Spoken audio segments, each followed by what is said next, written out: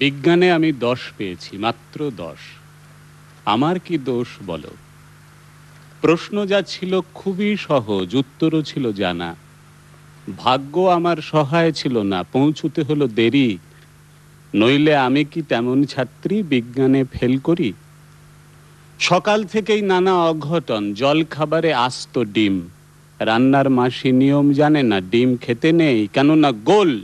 Omelette দিলে দোষ কেটে যেত, লেটার মার্কস পেতাম ঠিক।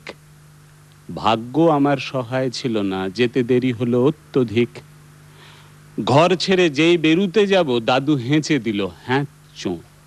ঠাকুরমা তাই রেগে মেগে কাঁই মাকে বললেন, বৌমা, হাঁচি পড়লো, বেরোয় না যেন। টিক টিক টিক তক্ষুনি মা বললেন, ঠিক আছে ঠিক আছে, একটু বসে যাবে টুনি। অগত্যা তাই বসতে হলো। হাঁচির বিপদ যেই না কাটলো, চৌকাঠে পা। আবার পড়লো বাধা, টুনি ঘরে বসে যা। কপালে দিয়েছি দইয়ের ফোঁটা, হাতে বিপদ তারিনি। কোমরে ঝুলছে ঢাউস মাদুলি, বিপদ এড়াতে পারিনি।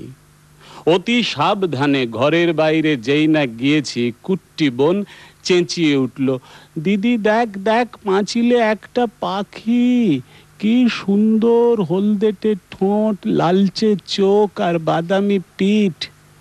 তাকিয়ে দেখি পাঁচিলে বসেছে, হায় হায়, ওটা এক শালিক। রিকশো কাকু দিচ্ছে তাড়া, কিন্তু যাবার জন্যেই বাড়ির সবাই শালিক খুঁজছে। আয় রে শালিক আয়। আরেক শালিক না দেখে টুনি কি করে স্কুলে যায়? শালিক জুটলো অবশেষে, রিকশো ছুটলো খুব জোরে, আর দেরি নেই পৌঁছুতে স্কুলে। কিন্তু আমার পোড়া কপাল, হঠাৎ ব্রেক থামতেই হলো। পথ কেটে গেছে কালো বেড়াল। দেরির পরে আরো দেরি, দেরিতে গেলাম স্কুলে। সামনেই দেখি কি সর্বনাশ, বিজ্ঞান দিদিমণি।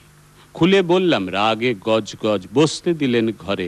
বিজ্ঞানের ছাত্রী হয়ে তুমি ডুবে আছো সংস্কারে। মুক্তমনা দিদিমণি অনেক বকাঝকার পরে প্রশ্নপত্র এগিয়ে দিলেন, খাতা দিলেন। হঠাৎ চেয়ে দেখি পলা নীলা শঙ্খে ভরা দিদিমণির হাতের আঙুলগুলো। বিজ্ঞানে আমি 10 পেয়েছি, মাত্র 10। আমার কি দোষ বলো?